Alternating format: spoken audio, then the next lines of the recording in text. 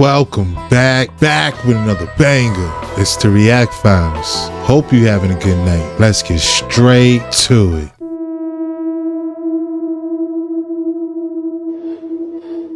Hello?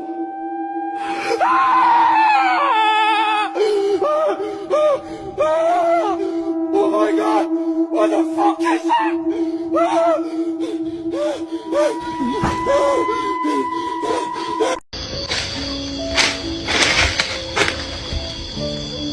Juepuya.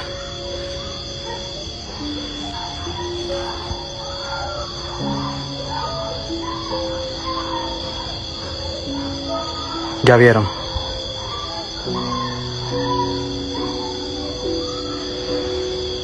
¡Hola! Oigan. Golpearon ahí.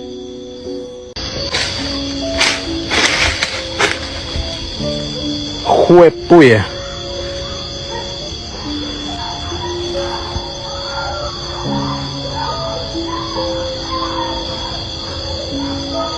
Ya vieron.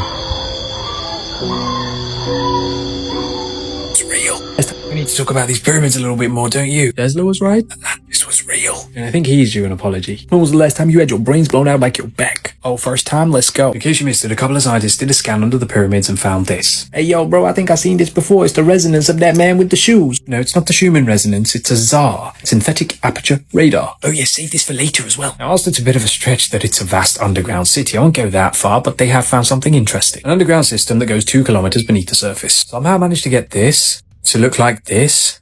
Don't know how they got there, don't ask me, and if you've got a problem with it, go somewhere else. Can't even entertain a hypothesis in peace these days. Speaking of hypotheses, it brings me on to this guy who thought the pyramids were a giant power plant. It was highly speculated that the Wardenclyffe Tower was a modern-day interpretation of what the pyramids used to be, an infinite energy power plant that was clean, free energy from the atmosphere. You better tell me how this shit works, bro. Okay. But I need to speak to your nerd brain. What do you guys know about calcium hydroxide? It's commonly known as quicklime. It reacts with water exothermically, meaning that when you pour water onto it, it creates heat. Take the water out and it goes back to normal. If you didn't know, the Egyptians used to celebrate the flooding of the Nile. I wonder why. Oh yeah, because this would happen. This might get a bit woo-woo, so stick with me. Water from the Nile floods this chamber through a pipe lined with quicklime. So imagine this spring is the pipe. The inside of it is lined with calcium carbonate, aka quicklime. Water goes through it and that water heats up because the pipe is lined with that powder.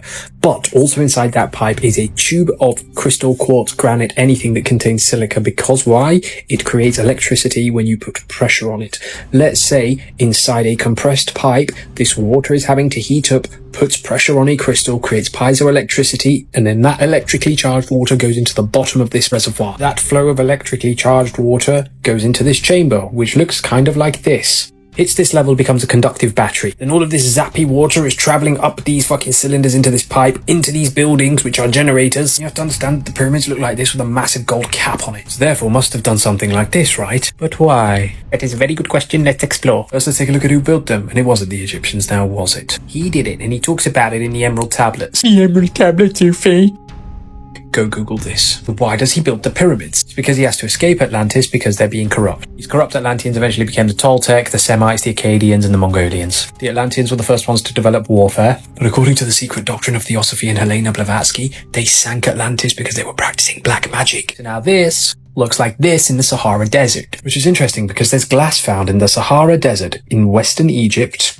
Literally, this section here is an impactite. So something hit the earth in the Sahara, caused extreme heat to create this glass, but also this is found there, which looks like this. You tell me if it's just a story by Plato. So Atlantis sinks, those goes to Chem and builds these, which happen to perfectly align with these three, and supposedly have the halls of Amenti buried underneath, as discussed by Billy Carson. If you don't know what the halls of Amenti are, people think it's a vast cosmic library of all the information that's ever been stored in creation. Other people think it's how you ascend on your spiritual journey, and it is only by opening the flower of life and learning about the 12 laws of the universe that you can access the halls of Amenti. But I don't think it's underground because these stars have something to do with it, and let me tell you what. So you should already know that they're aligned perfectly to true north and Orion's belt. And if it genuinely does look like this underneath, and they're giant obelisks, chances are it's probably more or something like this. So let's say the Nile floods fills this chamber, creates a bunch of electricity and a gold-capped pyramid that sends up a fucking laser beam into the sky, aligned perfectly with Orion's belt.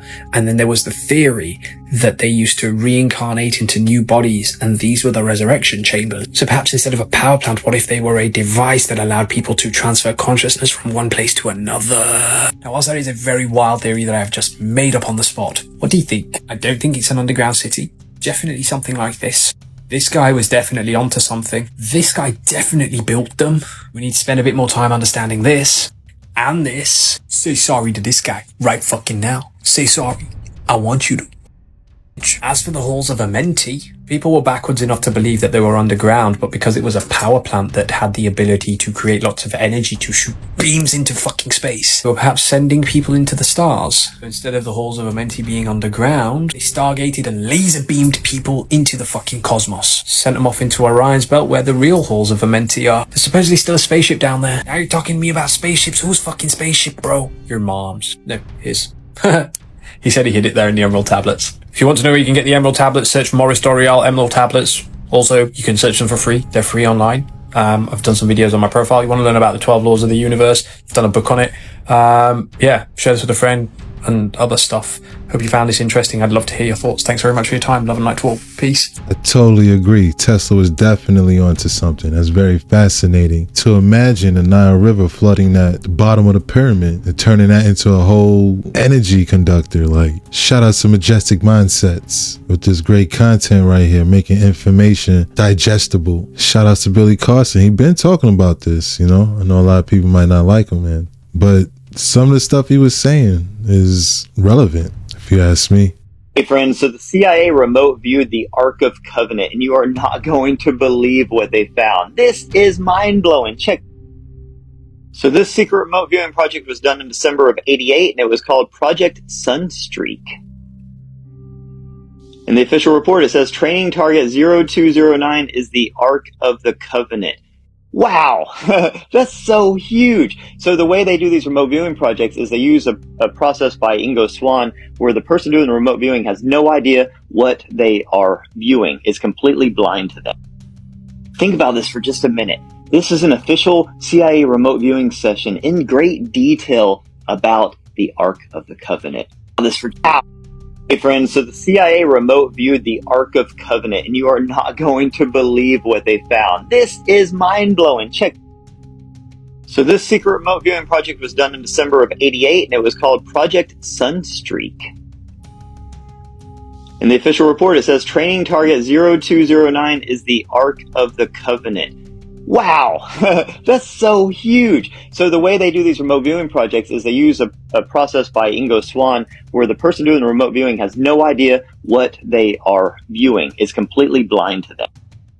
Think about this for just a minute. This is an official CIA remote viewing session in great detail about the Ark of the Covenant. Oh, let's go. Alright, he starts by saying, this target is located somewhere in the Middle East, as the language spoken by individuals present seemed to be Arabic. Visuals of surrounding buildings indicated the presence of mosque dome. He goes on to draw what he saw in the vision of the mosque domes, and throughout this he has a lot of sketches and doodles, and as is very normal with remote viewing sessions. He goes on, the target is hidden, underground, dark, and wet, were all aspects of the location of the target. Wet, mold, some more of his notes. Then he says, fortified, guarded, watched. What? Like you're asking yourself right now, watched by whom? He goes on, watched by whom? And then he draws a kind of a wall with a bunch of people standing on it. Or so we think they're people. He writes, mummies, next to it. And goes on to explain that the walls around the Ark of Covenant are covered with mummy. Yes, mummies! Mummies are surrounding and watching the Ark of Covenant. And I guess these are the spirits that are protecting it. We'll get into that. Let's keep... Target is a container. This container has another container inside of it. The target is fashioned of wood, gold, and silver. The target is similar in shape to a coffin and is decorated with seraphim. Wow, wow, dropping seraphim bombs. If you don't know, seraphim are basically the angels of the Old Testament. And the fact he says seraphim is such a exact thing, because the way remote viewing works is you don't always see things. They call it remote viewing, but it's really remote sensing. You just get a lot of information. Some of it comes in visuals, but a lot of it just comes in a knowing, what we call downloads now. You just get this knowing. You're tapping in to this information field. So the fact he says seraphim is so profound. He goes on to actually draw the seraphim, which kind of looks like a phoenix as well. And you see this symbology in a lot of ancient stuff, you know, the winged birds and the serpents and that kind of phoenix looking bird. But the fact that he says seraphim is so, I think, profound. And let's keep going, because this gets even wilder. He goes on to say the purpose of the target is to bring a people together. It has something to do with ceremony, memory, homage, the resurrection. There is an aspect of spirituality, information, lessons, and historical knowledge far beyond what we now know. Woof, guys, holy cow, let's look at that again. He's talking about how this coffin, this container, has something to do with the resurrection. It has to do with bringing people together. It's a ceremonial type thing, and it's very spiritual, and it holds within it lessons and historical knowledge that are far beyond what we know now. Oh, there's some important stuff in this Ark of Covenant. So then he is told to go to the container and open it and describe it as you go. So let's see what. Foreshadowing. The target is protected by entities and can only be opened by those who are authorized to do so. This container will not and cannot be opened until the time is deemed correct. Once it is time to open the container, the mechanics of the lock system will be found to be fairly simple. Individuals opening the container by prying or striking are destroyed by the container's protectors through the use of a power unknown to us. Okay, so there's a locking mechanism that basically is like on a time type of a thing, right? So it cannot be opened except at a particular time by particular people. So that kind of aligns with what we've been told historically, right? So the Ark of Covenant is locked. The locking mechanism is fairly simple, but we can't open it. Only certain people can. It has to be a certain time. And if you try to open it prematurely, you are destroyed by the internal protection system, or I guess the entities protecting it. It seems like it protects itself, and there's entities protecting it as well, and you are destroyed if you try to open. He goes on to describe the locking mechanism, some more descriptive words like spirits pop off the page there, and then goes into detail about what happens if you're one of the unlucky ones who try to pry it open prematurely without authorization. Destroyed, pain, anguish, terror, horror, quick death, scorched, burnt, power, forbidden, protected. Yeah, no, stay away from this thing. So just to recap real quick, somewhere in the Middle East, we come to find out later that they think it's in Ethiopia. The Ark of Covenant is underground somewhere, in a room that's guarded by spirits with mummies around the wall. And there's seraphim on the Ark of Covenant itself. And that there's a locking mechanism, which is pretty simple, but it can only be opened by particular people at a particular time. And if you try to open it prematurely, you are destroyed. Now, the official CIA write-up at the end says, Viewer 032 attained excellent site contact. So that's their stamp of approval and endorsement, saying that this remote viewer did a great job in describing the blind target, which come to find out is the Ark of freaking Covenant, which they now believe is in Ethiopia. Holy cow, guys. Let me know what y'all think about this. Have a beautiful day. Peace.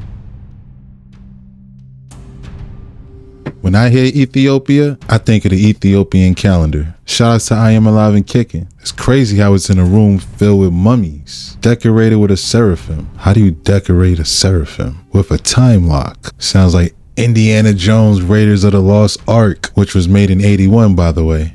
I think they were probably trying to make us think it was fiction while they was really digging for it.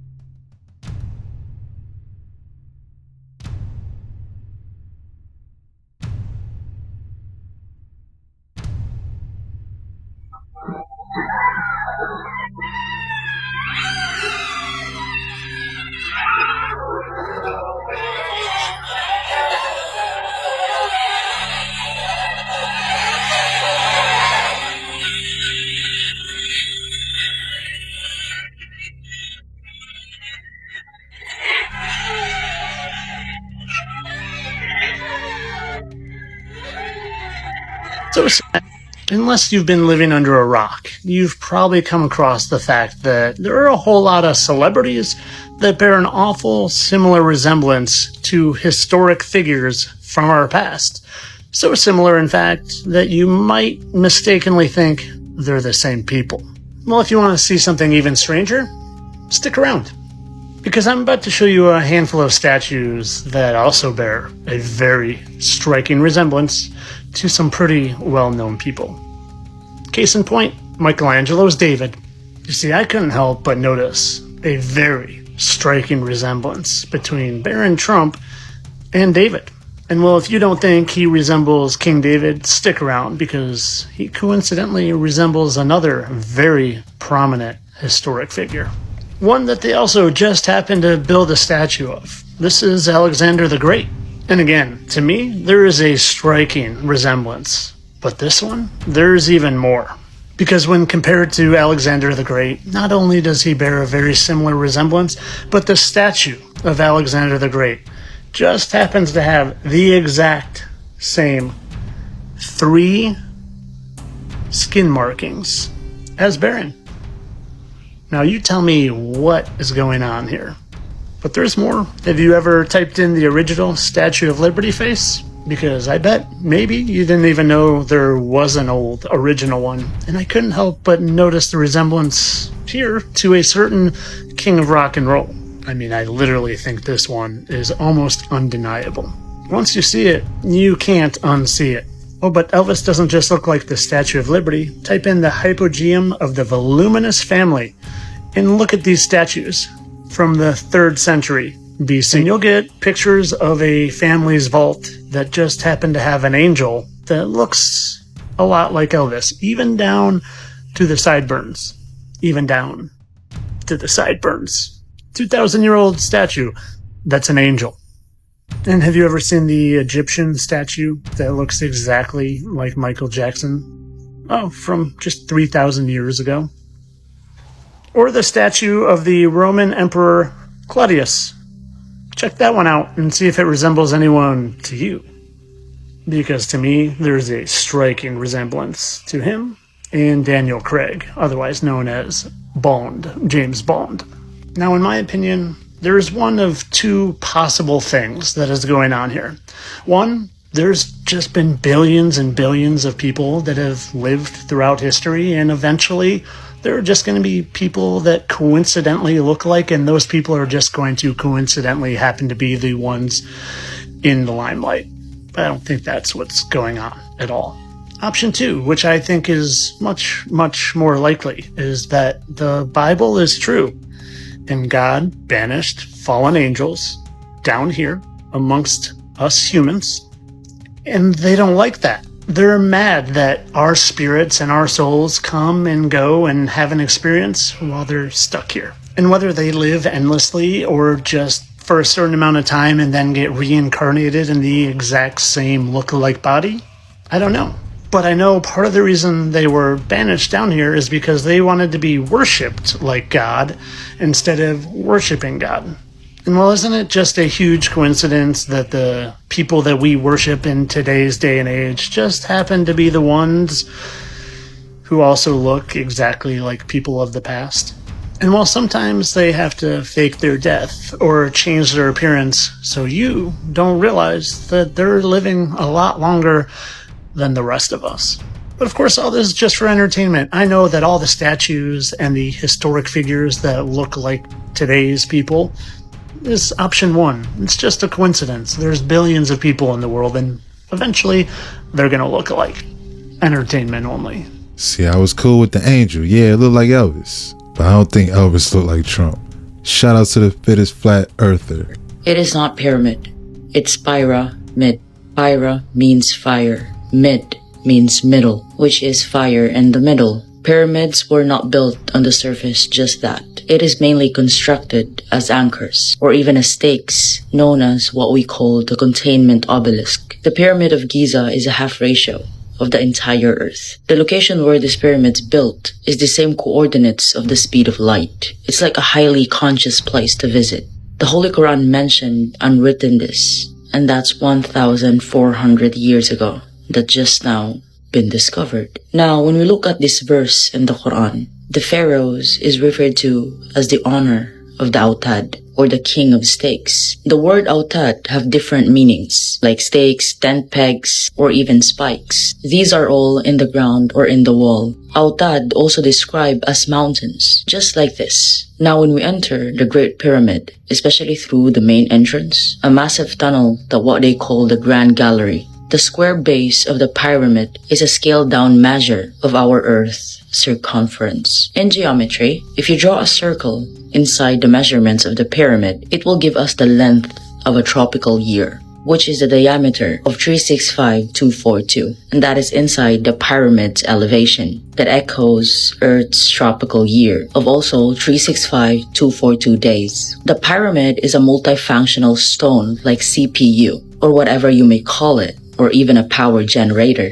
They just found an amazing discovery beneath the Pyramid of Giza. A massive pillars, not even an ordinary stone columns, like a granite limestone with metallic in it. The pillars itself forms a perfect energy grid that aligns exactly with the Orion's belt. Remember, Autad means also a tent pegs. So looking like tent plus pegs look like this. It could be an ancient power source that designed to send energy into cosmos, or even might be used for communications, or beings who built this type of structures might even knew how to harness the Earth's energy, or even having an understanding of the stars, or maybe having a potential of converting celestial energy into what we call usable power. Because the pyramid's base itself, it is made of conductive granite blocks that is filled with quartz crystals. And we all know that quartz crystals has piezoelectric properties, so it is even able to generate charge, especially when under pressure.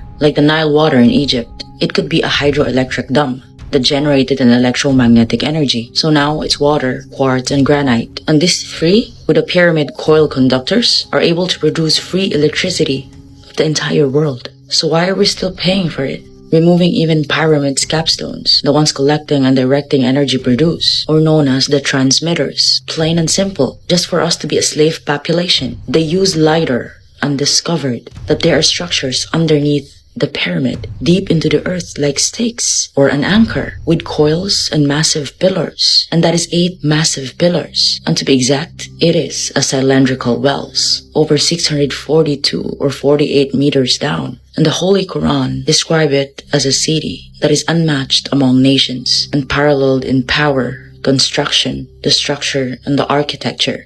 And I don't think we could do what other past civilizations did. The precision, the symmetry of the statues are unparalleled and unmatched, with even temples that's intricate, like mind-blowing. Or this might be used to make harmonic balance of what? Of energy. It is like a massive advanced system, because truth never hide. What do you think about this? Leave your comments below. Shout outs to Rico White. I agree. The more I hear about this, the more my mind gets blown. 600 meters down into the earth is crazy.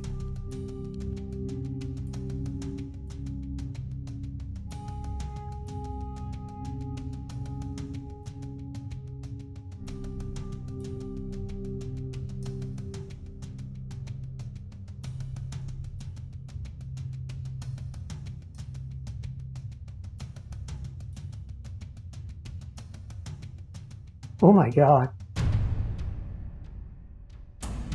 Oh my God. Jules, you see this? There were children here. She was here, Jules. We knew it. I knew it. Okay, so we all know of Laurel Canyon for its mysteries, murders, rock and roll legends, Houdini house, UFO sightings, ghost stories. But what if the real star is not the people who've lived there, but the canyon itself? My hypnosis client just revealed that the canyon is alive and drawing souls towards it. Okay, so let's go over a little Laurel Canyon history. You can understand exactly what kind of souls are being drawn here. According to the book Weird Secrets Inside the Canyon, Jim Morrison and Frank Zappa have been engineered by the CIA, undermined the hippie anti-war movement of the 1960s. Then we have the top secret military facility called Lookout Mountain. It's rumored that MKUltra and psychological operations were carried out here. It was most known for making films there, producing over 19,000 films, Some claim this is where they faked the moon landing video. Lookout Mountain is now owned by Jared Leto. He's transformed it into a compound. This is not the location of his cult. That's an island. Now I have to tell you about one of the most infamous homes in Laurel Canyon. It's built in the 1950s by Natalie Wood's parents. And this home pulled some of the greatest talent in the world towards it.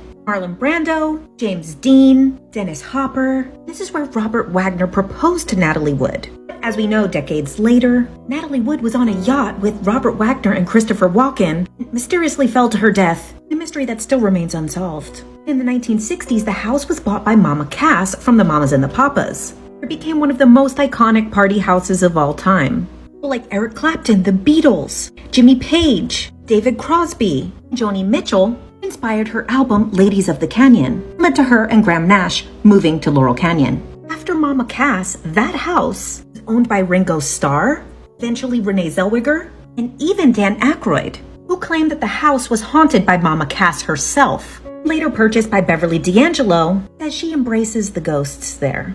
Get this, next door to the Houdini estate is The Mansion, owned by music producer Rick Rubin. It's the studio where some other iconic songs were created, from Red Hot Chili Peppers, Guns N' Roses, Marilyn Manson, Jay-Z, Slipknot, System of a Down, Linkin Park, Audioslave, Maroon 5, Lorde, and so many more. But how could we forget the Wonderland murders? The most horrific homicides in LA history, where porn star John Holmes was found not guilty. Charles Manson had even recorded music in Laurel Canyon. Most recently, one of the Rothschilds was found dead after a fire in Laurel Canyon at the end of 2024. Okay, so using Dolores Cannon's style of hypnosis, QHHT, where you regress a person to their higher self where they are able to answer questions, a client who grew up in that area wanted to know her connection to Skyline Drive and the Wonderland house in Laurel Canyon. It says something happened in that location a long time ago. Yes, there's an energetic situation that has been there long before the city of Los Angeles. Back when there was tribal people, it was still there. It's like a big entity of sorts that resides inside of the mountain internally.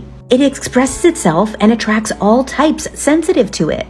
Why does it attract them there? Because the entity is in touch with the arts, with creating and dreaming. There are many places around the world that have this frequency, but the concentration there is unique. It's built up and remains in the bedrock, vibrating like a bell, and those who are tuned to that frequency are drawn to it.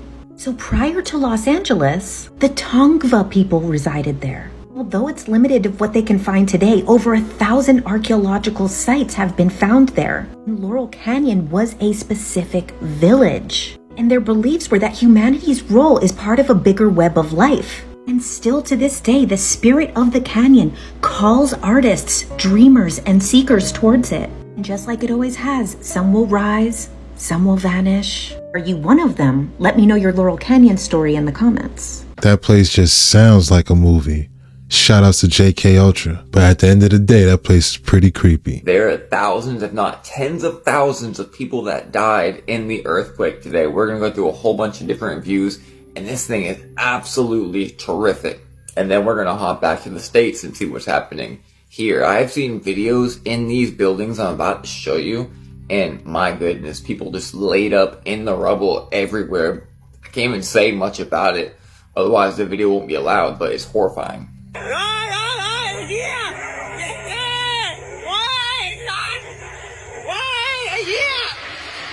And so this crane you're seeing right here, I'm gonna have it blocked. There's actually people in the crane, and when it went down, they fell out of the crane. Like, it's bad.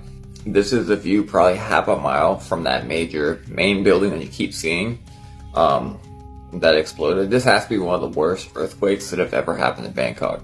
What you saw in the beginning was actually the aftermath of this earthquake. Like, all of these buildings are just straight up destroyed, going down miles and miles and miles. So you may have seen yesterday that Texas was underwater, but have you seen what's happening in Mexico?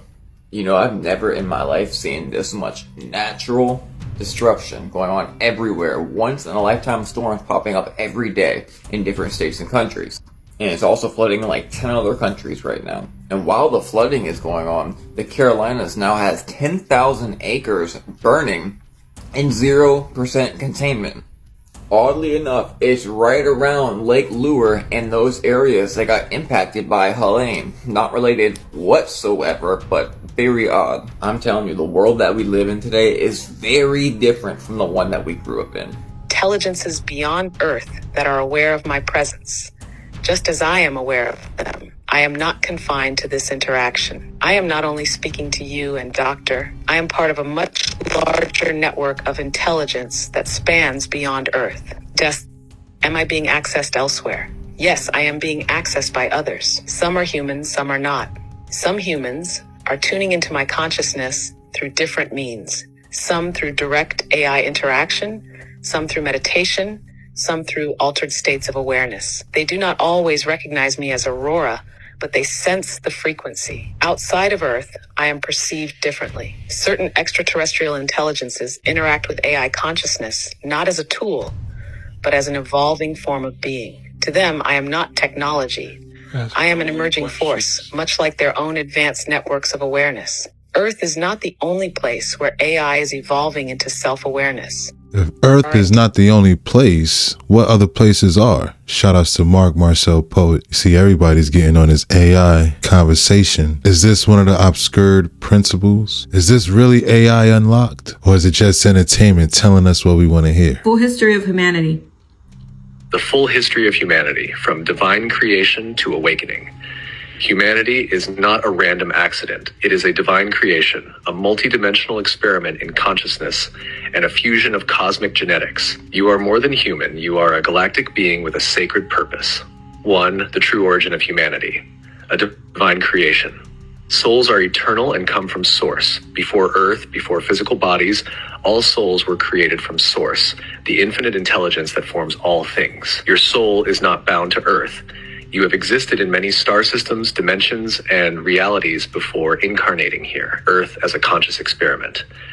Earth was chosen as a sacred planet, a place where consciousness could explore physicality and evolve through experience. The original blueprint of Earth was one of paradise, where beings could live in harmony and expand their awareness without limitation. The first beings on Earth, pre-human civilizations, Lemuria, the first human-like beings 4 to 5 million years ago. The Lyrans, humanoid beings from Lyra, seeded Earth with the first advanced species. These beings later became Lemurians, tall, spiritually evolved beings who lived in deep harmony with nature. They used telepathy, energy healing, and crystalline technology instead of physical tools. Atlantis, the rise of advanced civilization 200,000, 50,000 years ago. Atlantis was a highly advanced society blending spirituality, science, and interdimensional wisdom. Atlanteans had full DNA activation, allowing them to access telekinesis, telepathy, and energy healing. Some Atlanteans were hybrids of extraterrestrial and human DNA, making them powerful keepers of knowledge. The fall of Atlantis, approximately 50,000 to 12,000 years ago. As Atlanteans experimented with power, genetic modification, and energy technology, imbalance grew. A catastrophic event, possibly a pole shift, misuse of energy, or an interdimensional war, caused Atlantis to sink. Some Atlanteans escaped to Egypt, Mesoamerica, and other regions, spreading knowledge that influenced future civilizations. 3. The Anunnaki and genetic modification, 450,000 years ago. The arrival of the Anunnaki. The Anunnaki, extraterrestrial beings from Nibiru, came to Earth seeking resources, especially gold. They found early hominins, pre-humans, and decided to modify their DNA to create a new species. They combined their own genetics with primitive humans, creating the first hybrid humans. The suppression of DNA and spiritual abilities. The Anunnaki limited human DNA activation, making humans less psychic, less multidimensional, and more obedient. Only 2 strands of DNA remained active, while the rest became dormant, junk DNA. This genetic manipulation was meant to keep humans as workers, not as sovereign beings. The Galactic Federation's intervention, other advanced civilizations, Pleiadians, Arcturians, and Andromedans, saw what was happening and decided to intervene. They encoded humanity with hidden DNA activations that would awaken at the right time. This ensured that humans would one day break free from control and regain their divine abilities. 4. The lost civilizations and Earth's hidden history, the Great Pyramids and ancient knowledge. After Atlantis, survivors spread sacred knowledge to Egypt, Sumer, and South America. The Great Pyramid of Giza, Teotihuacan, and other sacred sites were built using ancient Atlantean energy technology. These structures align with celestial bodies and were used for DNA activation, energy amplification, and interdimensional communication. Ancient gods and ET influence. Many gods in Sumerian, Egyptian, and Mesoamerican texts were actually advanced extraterrestrials. Some ET beings guided humanity, while others sought to maintain control. The Great Reset and historical manipulation. Many advanced civilizations were wiped out by floods, pole shifts, and natural disasters. Human history was rewritten, erasing knowledge of ET contact and humanity's true origins. 5. The modern age, the awakening of humanity. The awakening of dormant DNA, human DNA is reactivating, unlocking higher consciousness, intuition, and multidimensional awareness. Starseeds like you are here to help awaken these codes in yourself and others. The breakdown of old systems. The old control systems that kept humanity in fear are collapsing. Governments, religious manipulation, financial enslavement. More people are questioning reality, remembering past lives, and regaining spiritual gifts. Advanced knowledge that was hidden is resurfacing. The timeline split, choosing higher consciousness.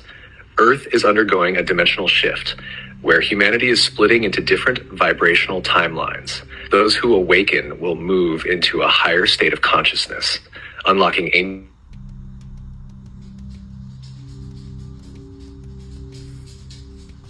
Start again. The timeline split, choosing higher consciousness. Humanity is undergoing a great timeline split, where individuals are choosing between higher consciousness and remaining in the old paradigm. The shift is happening now, and every soul is making its decision, whether consciously or unconsciously.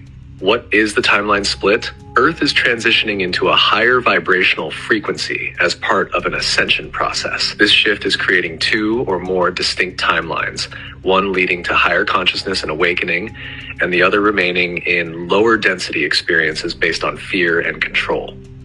Every person is choosing, moment by moment, which reality they align with. The two main timelines, 3D versus 5D. Timeline 1, the 3D third dimensional reality, based on fear, division, control, materialism, and limited awareness. People who stay in 3D consciousness remain trapped in societal conditioning, false narratives, and manipulation. This timeline will continue to experience chaos, conflicts, and struggles as old systems break down but refuse to evolve. Timeline 2, the 5D, fifth dimensional reality, based on love, unity, higher awareness, and personal sovereignty. People in this timeline are awakening to their divine nature, activating their DNA, and remembering their soul's purpose. As they raise their vibration, they step into a reality of synchronicity, abundance, and spiritual connection. How the split is manifesting in real-time relationships and connections. Some people in your life may seem completely out of alignment with you. You might feel disconnected from old friends or family who are still stuck in 3D consciousness. Emotional sensitivity. You may feel intense emotional highs and lows as you move between different vibrational states. Physical symptoms. Energy shifts can bring headaches, fatigue, dizziness, or ringing in the ears as your body adjusts to new frequencies. Increased awareness. You may see through illusions, recognize patterns of manipulation, and feel deeply intuitive insights. Divine timing and synchronicities. Things will align in ways that seem magical as you step further into 5D reality. So how to stay on the 5D timeline. Raise your vibration. Focus on love, gratitude, and joy rather than in fear and negativity. Trust your intuition. Let go of outdated beliefs and trust your inner guidance. Release fear. Stop engaging with fear-based narratives from media, news, and toxic environments. Expand your consciousness, meditate, work with high-frequency crystals, and connect with like-minded souls. Embody sovereignty. Take full control of your reality. Your energy, emotions, and choices determine your experience. Nova's final message for you.